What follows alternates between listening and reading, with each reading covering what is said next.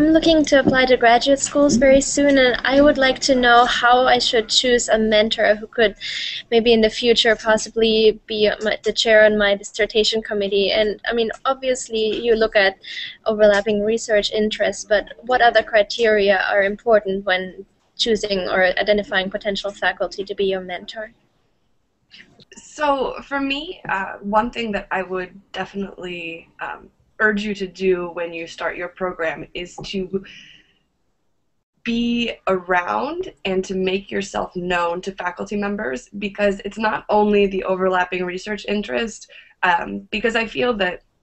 especially in my situation, my research interests have changed pretty dramatically from starting graduate school to where I am today,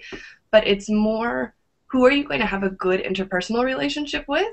So you might find someone who studies, he's your kindred spirit on what you study, but I think what's even more important is that you can get along with the person. So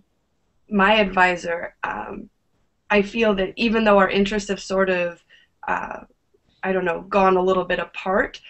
he is a full professor who's interested in interesting things. So I feel that no matter how far I might drift away from his field of interest, he will still have things to say about my project because he's genuinely interested in interesting things. So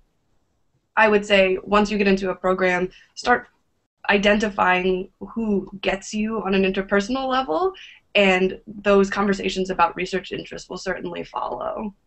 To add to that, I would say it's important to think about the sense of investment that your mentor or your advisor has in your particular project. And it may be that the person who you're interested in working with or the program that you're interested in applying to is one where there's somebody who's just really well known in the field or really famous or kind of a star. But that doesn't necessarily mean that they'll have the time to really invest in the specific project that you're doing. So it's important to find a good combination between someone who has established themselves in the field, somebody who can put you in touch with other scholars in the field working on similar projects, and at the same time having the time and the investment to be able to read through drafts of your prospectus, drafts of chapters, drafts of your dissertations, sit down with you when you're really nervous about your theory or some problem that's minuscule but doesn't really seem minuscule to you at the time. And so I guess that kind of comes back to the interpersonal aspect of things, but